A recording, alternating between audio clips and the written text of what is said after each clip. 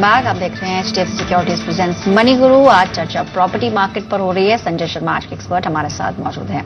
अगले दर्शक है नितिन, नोएडा से ही हैं इस वक्त। नितिन, गुड इवनिंग, बताइए क्या सवाल है आपका। गुड इवनिंग मैम जी। एक्चुअली मैंने 2013 में ये RG लग्जरी होम्स है ये ग्रेटर नोएडा वेस्ट में, तो इसमें 1342 स्क्वायर फीट का फ्लैट लिया हुआ था मैंने 17 फ्लोर पर, और इसका जो प्राइस रेट था 3400 स्क्वायर फीट के हिसाब से लिया हुआ था। लेकिन मेरा क्वेश्चन ये था कि आज भी अगर तो कोई न्यू मतलब कस्टमर जाता है तो उसको भी इन्वेंट्री 3400 में मिल रही है। तो मुझे ये अभी समझ नहीं आ रहा कि क्या करना चाहिए। अच्छा, आप कह रहे हैं कि 2 साल में आपको कोई खास एप्रिसिएशन यहाँ से नहीं मिल रहा है। हाँ जी, हाँ जी, हाँ जी। ठीक है, तो रिटेन करूं या फिर निकल जाऊं, यही इनका सवाल है। और प्रोजेक्ट का नाम इन्होंने बताया RG लग्जरी होम्स। आप बने रहे फोन लाइन पर, एक्सपर्ट से जान लेते हैं कि फिलहाल इस प्रोजेक्ट पर उनकी राय क्या है और साथ ही इस नोएडा एक्सटेंशन की जो मार्केट है इस पर वो क्या सोचते हैं। संजय।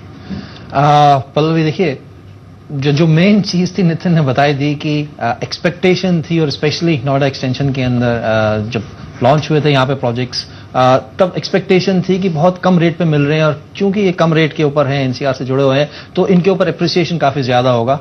मगर नितिन जी, जैसे आप भी जानते हैं, जब 2013 में आप खरीद रहे थे, उस टाइम पे आपने देखा होगा काफी प्रॉब्लम्स आनी स्टार्ट हो गई थी, लैंड एक्विजिशन की प्रॉब्लम्स आनी स्टार्ट हो गई थी, काफी चीजें यहाँ पर उस टाइम के ऊपर लग रहा था कि क्लाउडी हो गया है। देखिए, बाकी चीजें तो अलग हैं, जिसके अंदर एक फंडामेंटल हिट हुआ था इस इलाके को, और एक्चुअली इलाका इतना प्रॉब्लमेटिक हो गया था कि इसका नाम बदल के, नोएडा एक्सटेंशन बदल के इन लोगों ने नाम कह दिया था ग्रेटर नोएडा वेस्ट। एक नया तरीका से उसे मार्केट करने की कोशिश कर रहे थे। तो चैलेंजेस रहे हैं, और प्रॉब्लम यह है नितिन जी कि अभी 2 साल लिए हुए हैं, और हमारा जो एक्सपेक्टेशन है रियल एस्टेट से बहुत फास्ट हो गया था। मेरे ख्याल से जब तेजी आई है, चाहे आपकी 2004-05 के अंदर तेजी आई हो, चाहे 9-10 के बाद में तेजी आई हो, तो उसके अंदर हमारी एक्सपेक्टेशंस जो है रियल एस्टेट से बहुत ज्यादा हो गई थी। मेरे ख्याल से ये शुरुआत का इलाका था जबकि लोग थोड़ा सा पेमेंट दे के अपनी इन्वेस्टमेंट के ऊपर 2-3-4 गुना प्रॉफिट कमा के एग्जिट कर लेते थे। आप किसी भी प्रोजेक्ट में 10-15 लाख लगाइए, बाकी बैंक से डलवाइए, और जब तक आप उसे एग्जिट करते थे 6 महीने, साल, 2 साल के अंदर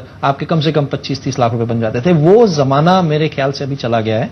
और स्पेशली जो रेट्स, आपने बिल्कुल ठीक कहा, अगर आप RG लग्जरी होम्स को देखना चाहेंगे, और इतना ही RG लग्जरी होम्स नहीं, चाहे नारा के प्रोजेक्ट्स हों, चाहे सुपरटेक के प्रोजेक्ट्स हो, किसी के भी प्रोजेक्ट्स, बड़े से बड़ा, छोटे से छोटा बिल्डर अगर आप देखेंगे, वहां पर उनके प्राइसेस के ऊपर ज्यादा अप डाउन हुआ नहीं है। अगर हुआ है तो थोड़ा सा डाउन हुआ है, अगर लोग मार्केट के अंदर, रीसेल के अंदर बेचने की कोशिश कर रहे हैं। अप अगर हुआ है वो थोड़ा सा, जब थोड़ा सा क्लैरिटी आई थी नोएडा एक्सटेंशन के ऊपर, और नोएडा एक्सटेंशन के बिल्डर्स कहने लग गए थे कि हम इतना सस्ता दे नहीं सकते, हमारे मटेरियल के कॉस्ट बढ़ गए, तो उन्होंने एक साइकोलॉजिकल 3000 के ऊपर का रेट लाके मार्केट में कर दिया था, जो आज भी मेरे ख्याल से प्रेवलेंट है।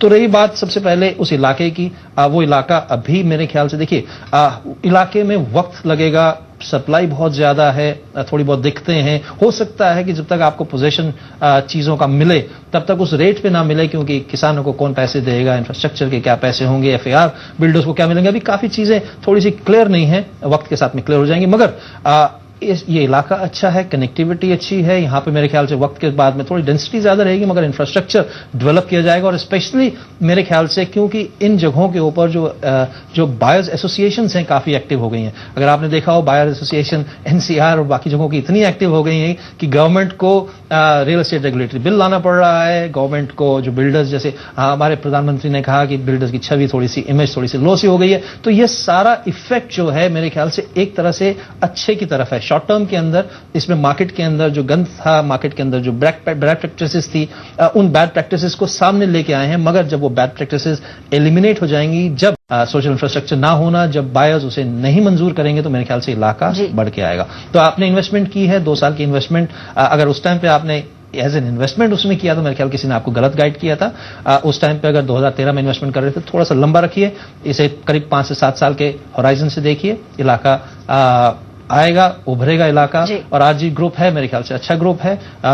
दिखते तो हर ग्रुप में है, बट वक्त के साथ में मेरे ख्याल से जैसे मार्केट्स थोड़ी सी स्टेबल होगी, कंस्ट्रक्शन पेस भी बढ़ेगी, बाकी चीजें भी आएंगी, तो मेरा सजेशन यही रहेगा, अनलेस आपके पास में, क्योंकि 40-45 लाख के अंदर बाकी जगहों के ऊपर प्रॉपर्टी मिलना बहुत मुश्किल है, और वैसे भी हर जगह ऑल ओवर इंडिया देखेंगे प्रॉपर्टी में, सिवाय माइक्रो मार्केट्स के बाकी जगहों में इन्वेस्टमेंट ऑप्शंस नहीं है। अगर आपके पास कोई दूसरा ऑप्शन है जहां से यहां से पैसा निकाल के इसी रेट के ऊपर बेचना, अभी थोड़ा सा मुश्किल होगा, मगर अगर आप निकल के बेच के कहीं और ऑप्शन हो तो जाइएगा। बट मेरे ख्याल से नितिन जी, कम से कम 3 या 5 साल यहां पे बन के रहिए। कीजिए जी, क्योंकि आई और थिंक अभी push कीजिए। दो ही साल हुए हैं संजय, थोड़ा पेशेंस यहाँ पे रखने की जरूरत है। और कुछ और भी दर्शक हैं, उनके सवाल